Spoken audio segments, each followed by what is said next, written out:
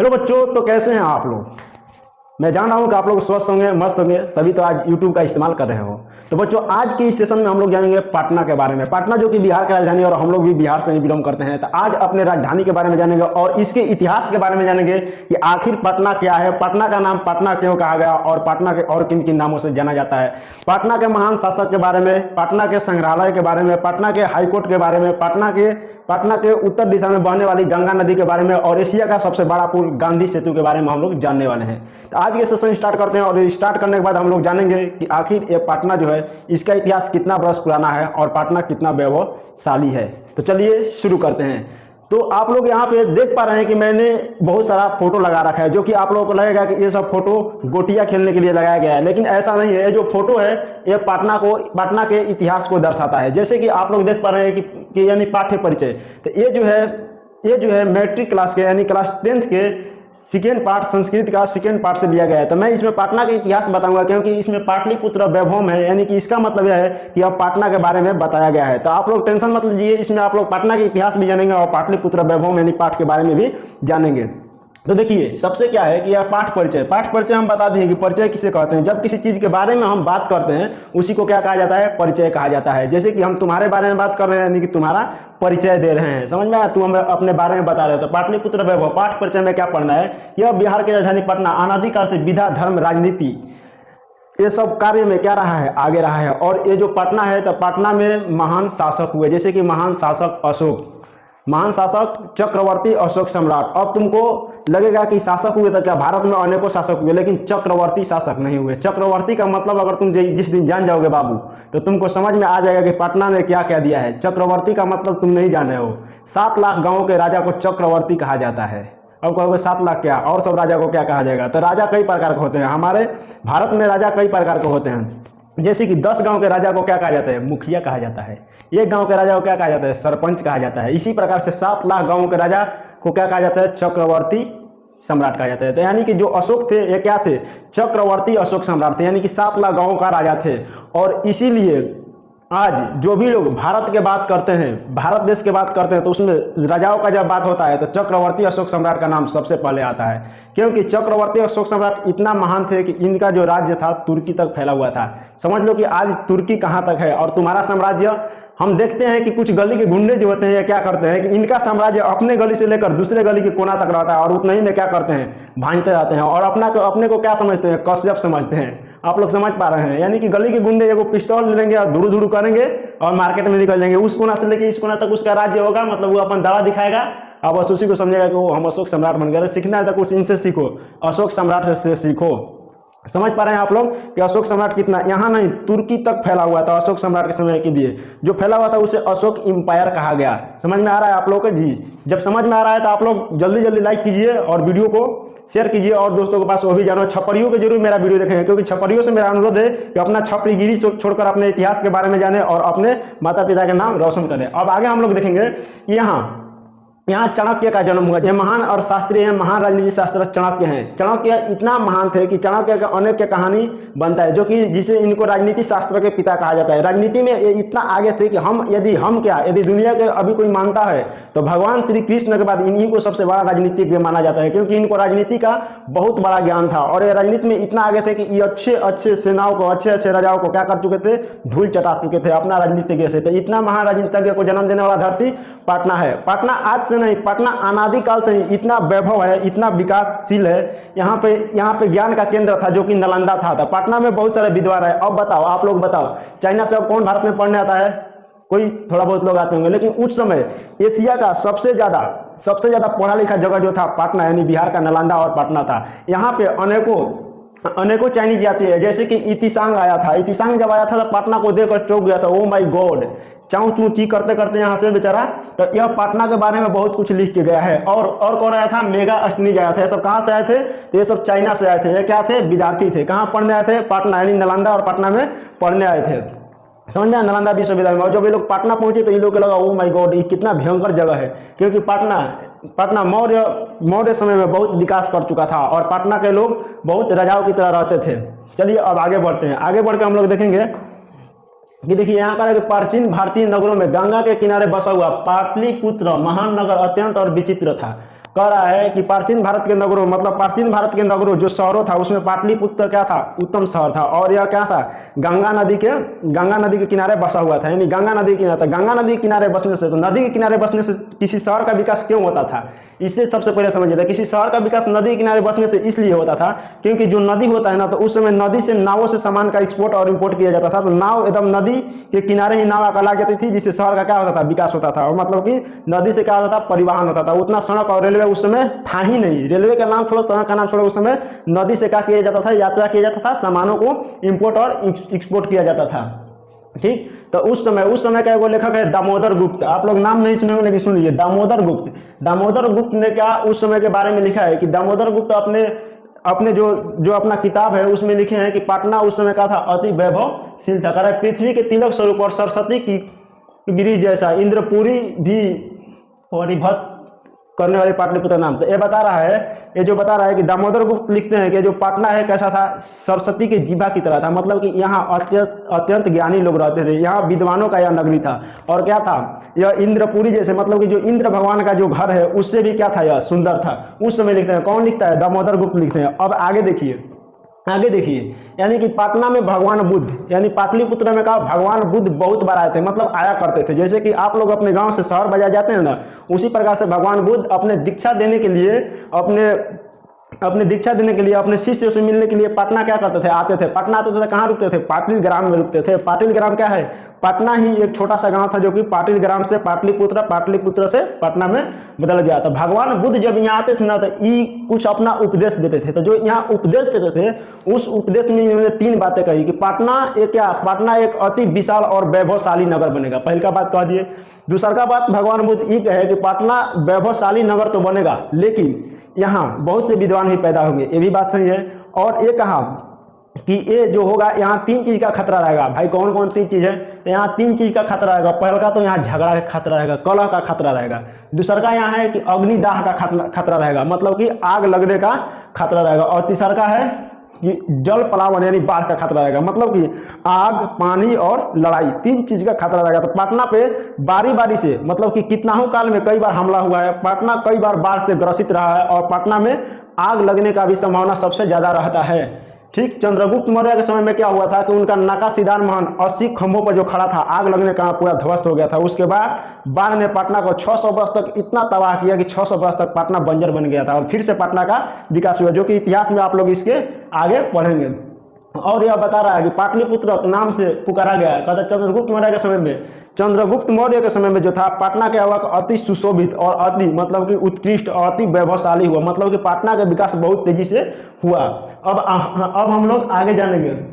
ठीक है, राजशेखर एक कवि थे। कब के कवि थे, तो यह चंद्रगुप्त मौर्य के समय के कवि थे। तो राजशेखर अपने किताब में लिखते हैं कि यह पटना उस समय इतना सुशोभित था, इतना समृद्ध था कि जब कहीं से कोई यात्री आए थे, फयांग, हेंतसांग, इतिसांग, ये सब जब आए थे, ये लोग देखकर चौंक गए थे कि दुनिया में क्या ऐसा भी कोई जगह है, बताइए पटना कितना सुशोभित था। लेकिन आज के कुछ छपरियों ने, कुछ बदमाशों ने, कुछ गुंडों ने इसका नाम खराब करके रख दिया। और नाम खराब कुछ इस प्रकार से करते हैं, जैसे कि लग रहा है कि ये लोग 6000 का देसी कांटा लेकर अपने आप को खूब गौरवशाली समझ रहे हैं और अपने आप को खूब विकासशील समझ रहे हैं। इन लोगों को सोचना चाहिए कि यहाँ पे कौन जन्म लिए थे, कौन अपना उपदेश दिए थे, और ये क्या कर रहे हैं, अपने संस्कृति, अपने राज्य, अपने समाज, अपने शहर को गंदा कर रहे हैं। तो हमें उन छपरियों से नम्र निवेदन है कि मेरे छपरी भाइयों, छपरीगिरी छोड़कर अपने कार्य पे तुम लौट जाओ और पढ़ लिख के कुछ आगे बढ़ो। पढ़ नहीं सकते हो तो अपने देश और अपने राज्य के विकास में तुम लोग मन लगाओ।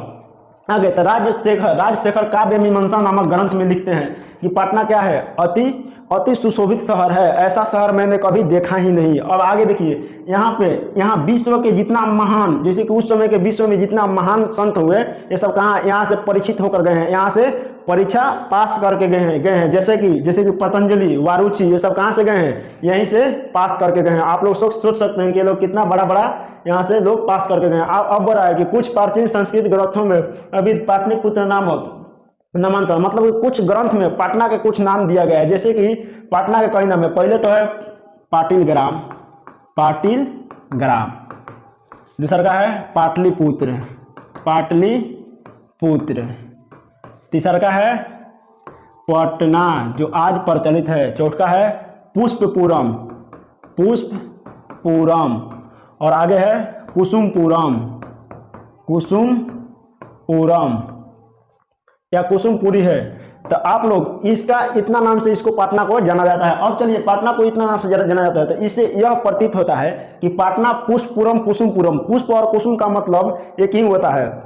पुष्प का मतलब होता है फूल, मतलब कि पटना के समीप यानी पटना के आसपास या पटना में ज्यादातर फूल की खेती होती थी या फूल का बगीचा था, इसीलिए पटना का नाम क्या पड़ा, कुसुमपुरम या पुष्पपुरम। कुसुमपुरम इसलिए भी पड़ा कि क्योंकि पटना में कैमुदी महोत्सव मनाया जाता था अशोक सम्राट की समय में, मौर्य काल के समय में, मौर्य काल के समय में मनाया जाता था। क्या मनाया जाता था, कैमुदी महोत्सव। तो ये पटना का क्या है, ये सब नाम है। तो पूछता है कि निम्नलिखित में पटना के कौन सा नाम है, प्राचीन नाम क्या है, तो ये सब कौन ऑप्शन देगा, इसमें धड़ाक से का छाप के आ जा रहा है। समझ में आ रहा है ना। अब आगे देखिए, आगे हम लोग ये देखेंगे कि इससे ज्ञात होता है कि समीप अत्यधिक उत्पादन होता था।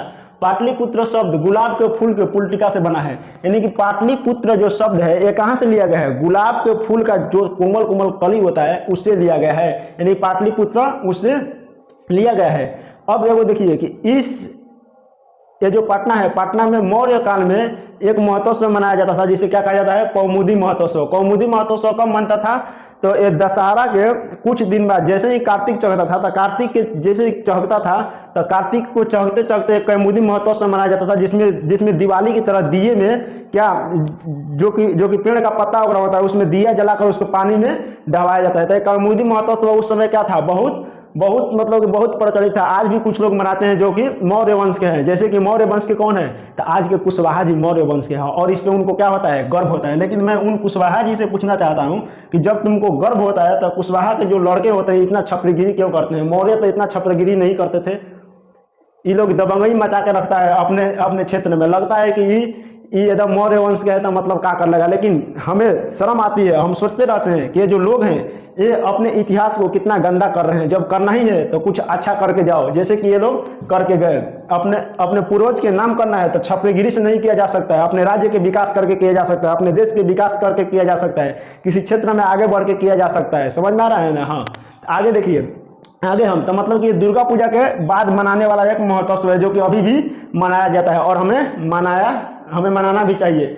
आगे देखिए, आगे देखते हैं, आगे कह रहा है कि ये क्या है, पटना। तो पटना के रक्षा करने वाली एक देवी थी और देवी आज भी है जो कि पटना के कुल देवी मानी जाती है, यानी कि पटना इनसे ही पटना का उत्पत्ति हुआ। मतलब कि पटना के क्या मानी जाती है, माँ मानी जाती है। और पटना की क्या है, तो हम सब की माँ है। और मतलब कि यह पटना के कुल देवी जिसे पटन देवी कहा जाता है। पटन देवी पटना में आज भी मंदिर है, लोग जाते हैं वहाँ पे दर्शन करते हैं, चढ़ावा चढ़ाते हैं। तो पटन देवी, तो पटना को पालने वाली देवी, यानी पटना को जो पाल रही है, तो कौन पालता है, यानी कि माँ पालती है। तो पटना के पालने वाली देवी को क्या कहा जाता है, पटन देवी कहा जाता है, जो कि यहाँ पे पटना में इनका मंदिर स्थित है। अब कह रहा है मध्यकाल में पटना का 1000 वर्ष पर्यंत भग्नवस्त अनुभव किया।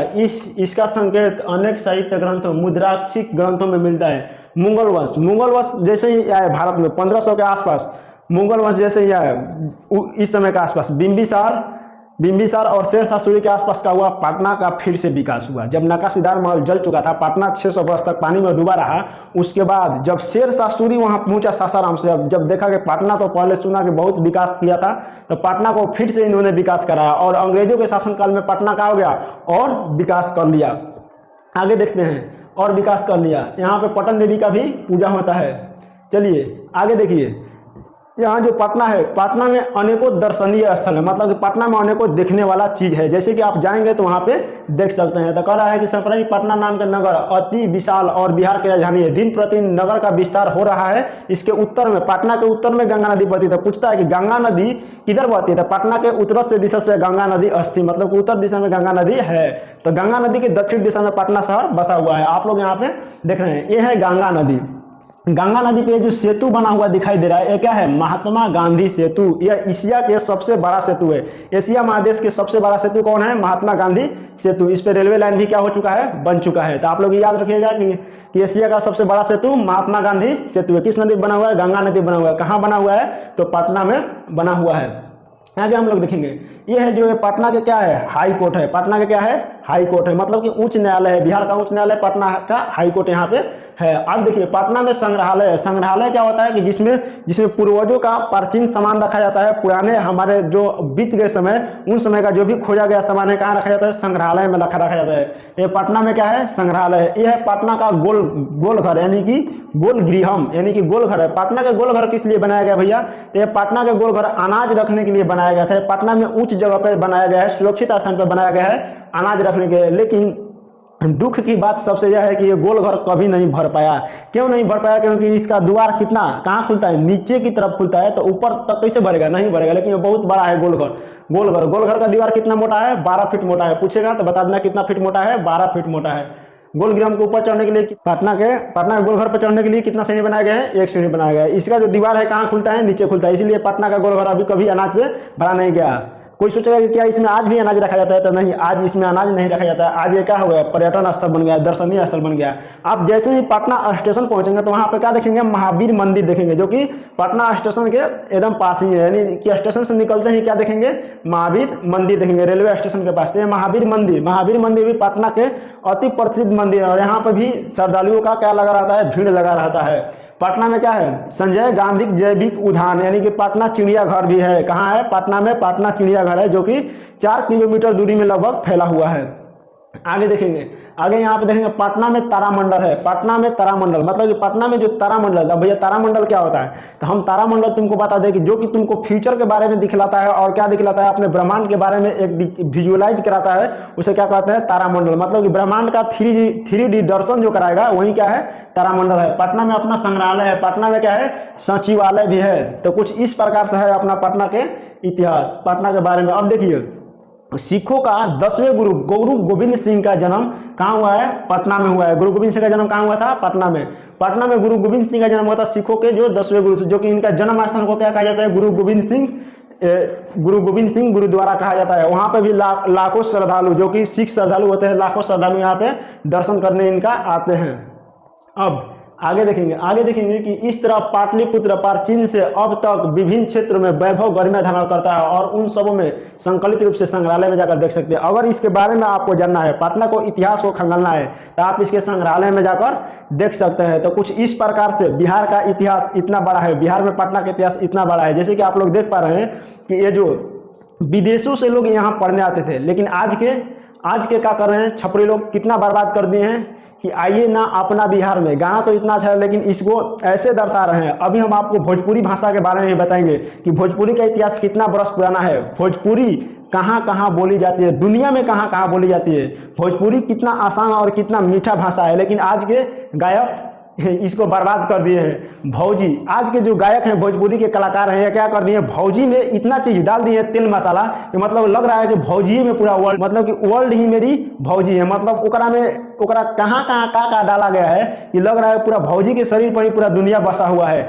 जबकि ये नहीं, हमारे कलाकार ये नहीं दिखाते हैं कि निमिया की डाड़ी मैया, ऐसे सुंदर सुंदर गीत को नहीं हमारे कलाकार दिखाते क्या है, तो खाली भौजी, माई, मौसी, साली वाला और नग्न कपड़े वाला वीडियो दिखाते हैं। तो हम भोजपुरी का भी इतिहास बताएंगे, बिहार का भी इतिहास बताएंगे, सासाराम का भी इतिहास बताएंगे। यदि आप भी अपने राज्य, क्षेत्र और जगह का इतिहास जानना चाहते हैं तो इस चैनल को सब्सक्राइब करके रखिए। मिलते हैं नेक्स्ट वीडियो में, तब तक के लिए जय हिंद, जय भारत।